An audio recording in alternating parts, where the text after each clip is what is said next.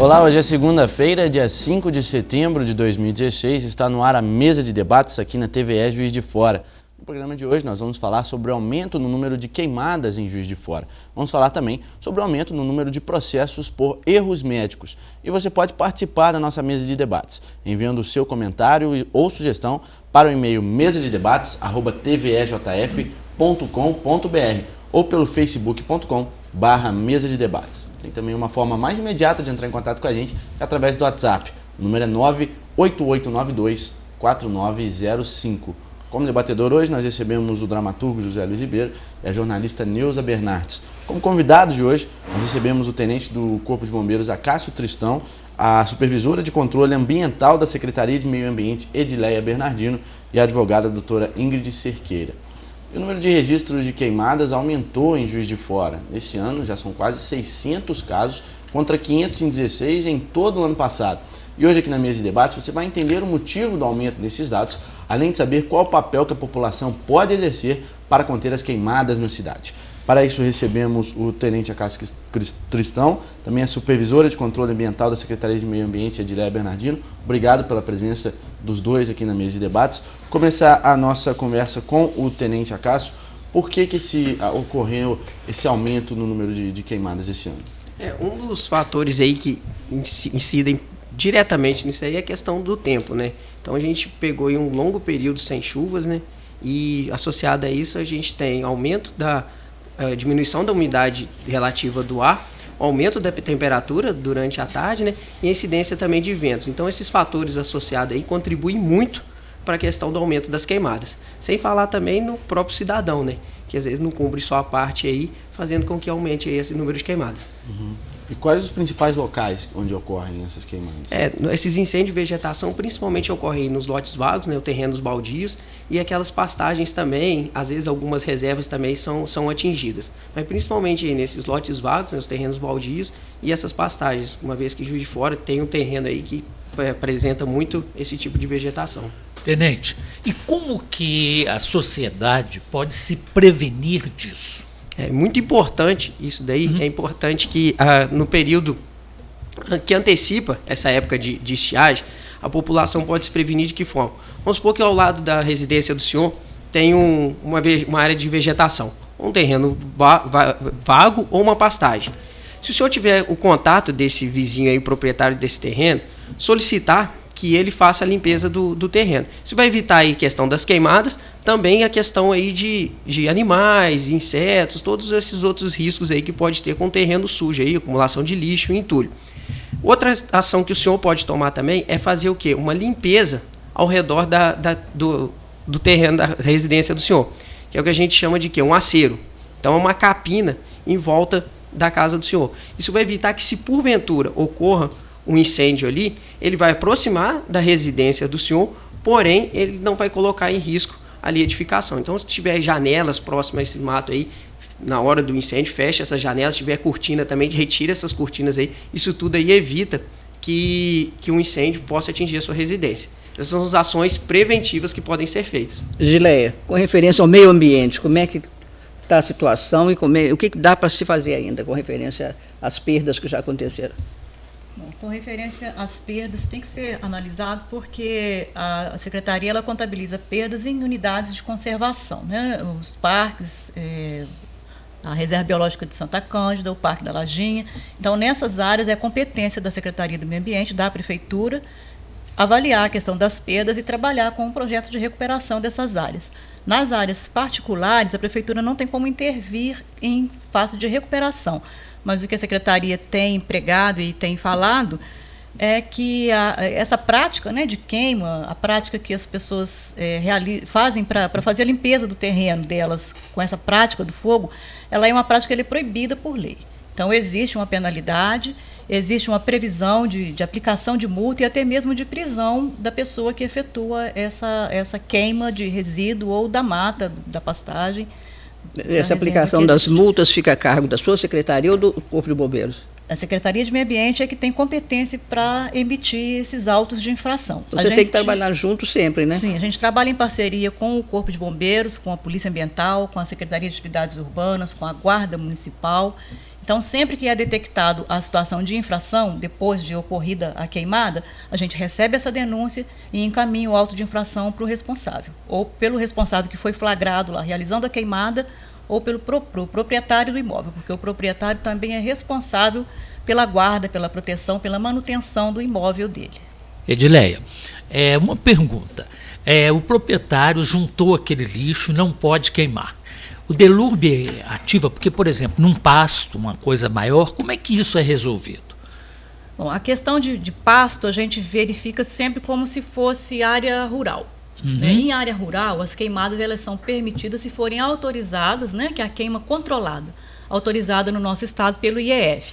Em área urbana é terminantemente proibido qualquer atividade que possa dar início a um incêndio. Não a queima de qualquer resíduo, de folha que a pessoa varreu, ela é proibida. Se a pessoa produzir um resíduo, ela é responsável pelo descarte correto desse resíduo. E a gente tem na cidade várias formas, né? Tem o DENLURB, que é o Departamento Municipal de Limpeza Urbana, ele recolhe esses resíduos de uma forma específica, porque ele não é considerado um resíduo doméstico, né? Então ele tem um tratamento diferenciado. Não é considerado lixo, né, que a gente usa? Não, ele não é considerado lixo normal certo. que a gente produz em casa, ele é um resíduo diferenciado. Então, para esse resíduo, é preciso fazer um contato com o DENLURB, né? Fazer um contato para que o DENLURB faça o atendimento diferenciado. Ele faz a coleta e transforma isso em resíduo lá no depósito de resíduos lá depósito de resíduo mesmo, lá da aterro sanitário, né? Que já existe o aterro sanitário para tratar o resíduo orgânico. Ele é conduzido para lá e é tratado adequadamente lá. Mas cada um que produz o resíduo é responsável pelo descarte dele corretamente. Perfeito. O cidadão que fez poda na casa dele, tem um quintal, etc. e tal, ele pode ligar para o DENLURB elimina isso? Sim, o DENLURB pode fazer a coleta através do recolhimento de uma taxa, né? Que o DENLURB aplica lá os valores corretos e faz o recolhimento. Ou ele pode contratar um transportador mesmo, né, por conta dele, para que esse transportador dê a destinação correta a esse resíduo. O tenente, o senhor acha que o aumento de queimadas, que a gente está sabendo que houve um aumento bem significativo, tem a ver com esse aumento de violência também que a cidade tem presenciado? Agora, é uma coisa proposital. Porque todo mundo sabe já, desde que o mundo é mundo, que não pode queimar, né? E sabe também o perigo que é. Será que isso é de propósito, em função de uma manifestação de rebeldia, uma coisa assim? Não tenho como afirmar diretamente essa relação. Vocês têm conseguido pegar os responsáveis para... Não, infelizmente é muito difícil afirmar quem quem provocou aquele incêndio. O que a gente observa muitas das vezes, a pessoa não tinha nem o dolo, a intenção de provocar aquele incêndio. Talvez, como é cultural do brasileiro utilizar o fogo, isso vou pensar até historicamente, a gente sempre utilizou o fogo para limpeza, só que hoje a gente chegou numa situação que não tem outros meios, conforme a Edileia falou, para a gente estar fazendo descarte desse material. Então a gente está num período que é muito crítico, devido a essas questões que eu mencionei anteriormente aí.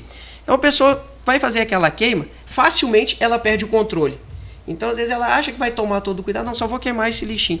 Vem um vento repentino, espalha a brasa, alguma centelha, tem uma vegetação próxima à sua residência, quando vai ver, perdeu o controle. Agora, questão de...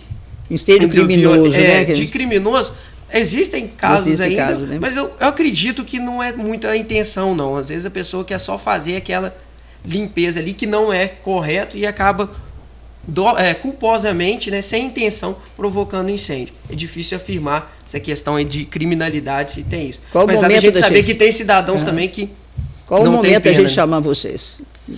A ideia é que sempre, de imediato, já verificou o foco de incêndio próximo à sua residência ali, já ligue para o Corpo de Bombeiros, né, através do 193, e a gente vai disponibilizar uma viatura para fazer o atendimento. A gente já entende que nessa época do ano a demanda fica muito maior do que às vezes a nossa capacidade de atendimento. Mas a gente envia todos os esforços aí, inclusive até acionando o reforço administrativo para atender essas demandas aí que ocorrem. Qual o telefone que a gente... 193. 193. Tem algumas prioridades, né? A gente sempre procura priorizar a questão de ameaçando as residências, então quando o incêndio está próximo, às vezes acaba aquela de pastagem e vegetação, a gente deixando num segundo plano, né? Então a gente prioriza aí essas queimadas urbanas, uma vez que também ainda tem os outros incêndios que a gente tem que estar atendendo, que são em residências, veículos, indústria. A gente sempre tem que ter uma reserva para isso também. Nossa conversa vai continuar no próximo bloco. Voltamos já.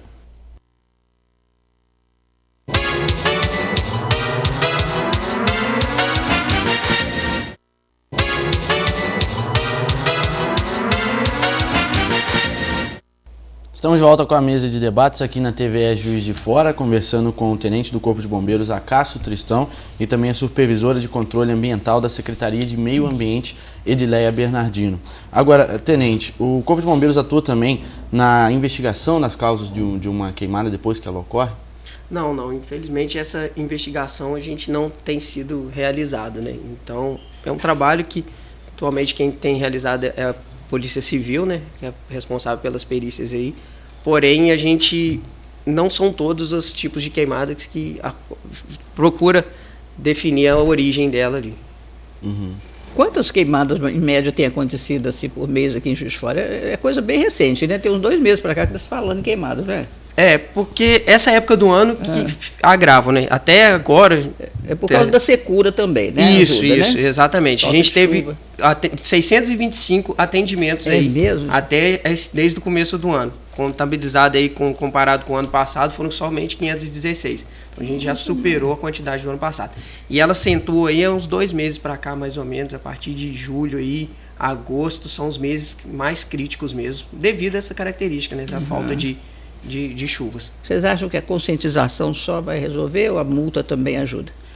Com certeza, a gente tem experiência aí em outras ações que a multa ela acaba ajudando bastante. A gente pede pela conscientização, principalmente para responsabilizar o proprietário daquele terreno. Porque as pessoas querem ter o terreno, mas não quer cuidar do mesmo. Então, ela tem que ser responsabilizada por aquilo dali. Então, a partir de agora, a gente tem encaminhado para a secretaria a cópia desses boletins, desses atendimentos nossos, para a pessoa seja responsabilizada, até de leve vai poder falar melhor. Isso vai refletir, né, no controle, inclusive, da dengue, dessas coisas, né? Porque vocês, obrigando a pessoa a limpar o terreno, a gente tem visto muito isso, né? Quem tem terreno abandonado, que tem um criatório da Aedes aegypti muito grande, isso uma coisa ajuda a outra, né? Sem dúvida, essas ações ajudam todos os órgãos, né? Até a questão da segurança também. Então, um terreno baldio onde tinha uma vegetação alta, que algum cidadão infrator podia ficar escondido ali, isso, o proprietário mantendo ele limpo, melhora essa questão, melhora a questão da dengue, ratos, escorpiões, barata, tudo isso é um efeito em cadeia, né? É bom para toda a coletividade. Agora, sobre a questão das multas, né? Qual que seria o valor dessas multas?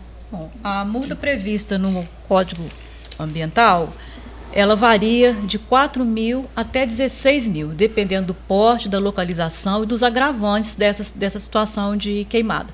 A gente está usando atualmente um decreto de penalidades, que é o decreto estadual, que a gente tem um convênio, a Prefeitura tem um convênio com o Estado para a utilização desse decreto para a aplicação das penalidades. E cada vez que a gente autua uma pessoa por queimada, esse valor, quem define é o CONDEMA. Mas o mínimo é 4 mil, deixa eu só conferir.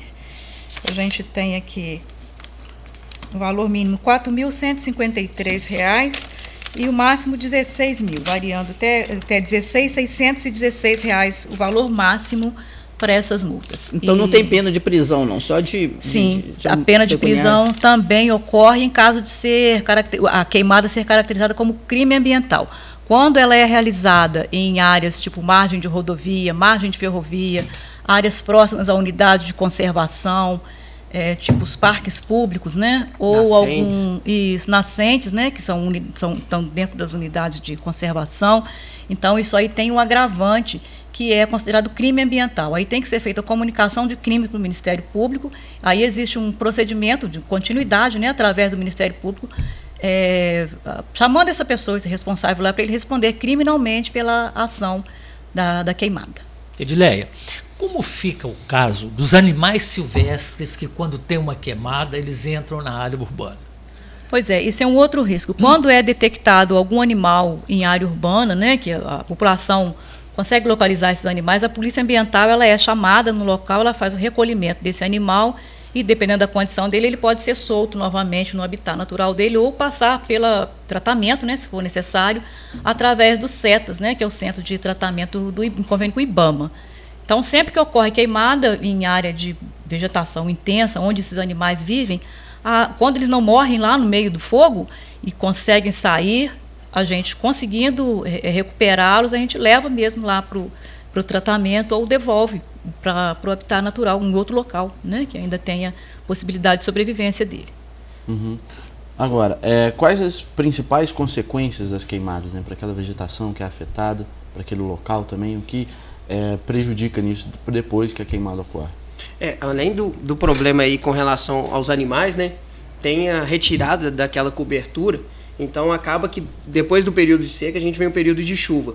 Então, às vezes, uma queimada onde foi retirada aquela cobertura vegetal que servia ali de proteção para a erosão do solo, depois com as chuvas pode ter aí um deslizamento, um desmoronamento. Então, são os efeitos ciclos, né, de causa e consequência aí que vão prejudicando todo o ecossistema. Há uma divulgação sempre que possível, até das perdas quanto à qualidade do solo depois de queimado, né?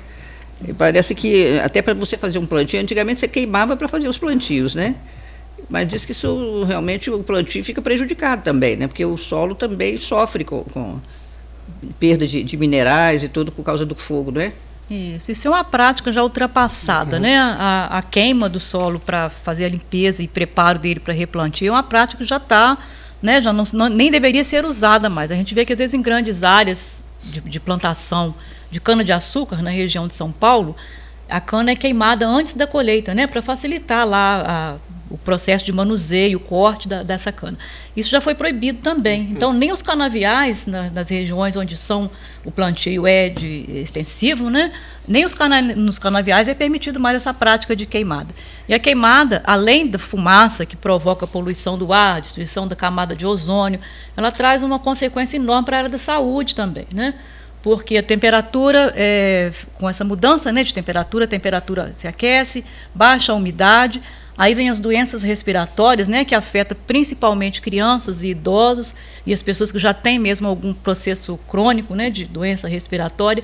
Isso aí, o custo é incalculável, né, tanto para as pessoas como para o próprio Estado, porque a cada período que a gente passa por seca, os hospitais recebem uma quantidade enorme de pessoas para tratamento de asma, de bronquite e outras coisas que a fumaça provoca. Além do que a gente já conhece, que é a destruição mesmo da camada de ozônio, né, que protege aí a gente dos raios infravermelho e ultravioleta. Além disso, a queimada, ela, além de afugentar os bichos que a gente vê, né, que são cobras, às vezes pássaros, né, tem uns micro-organismos lá que fazem a recomposição do solo. Então, isso aí a gente não tem como mensurar, né? Cada vez que faz uma queimada num terreno, você mata uma quantidade de vida além das plantas, né, que estão ali.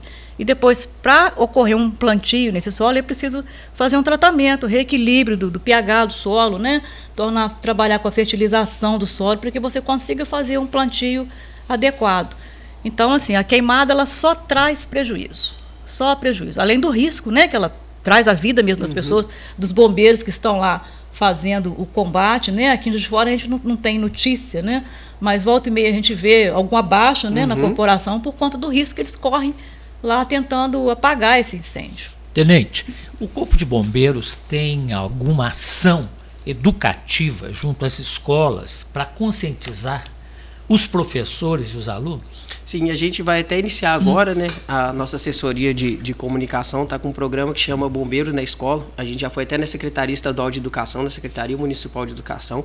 Já abriram as portas para a gente entrar.